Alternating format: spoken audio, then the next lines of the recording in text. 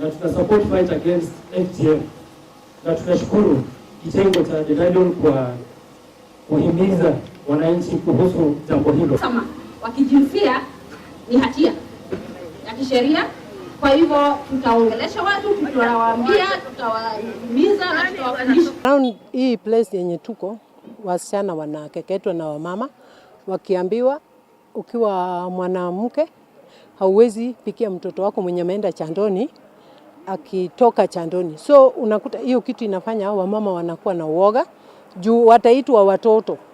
Na unajua mtu mzima hapendi kuitwa mtoto. Kuteketa watoto kwa mwaka 20 hiyo imepita, lakini hakuna kitu ananisaidia. Mimi nilinunua hata mbuzi akakufa. Sasa mimi nikaona pengine ni laana hii kitu. Sasa nikawachana. Shilingi 250 hawezi kunisaidia kitu, nikawachana naye. Kwa hivyo mimi naomba wenzangu wote wafanye nini? Waachane mambo ya kuteketa watoto. Mimi hata mimi nimewacha, nimejizulu kabisa.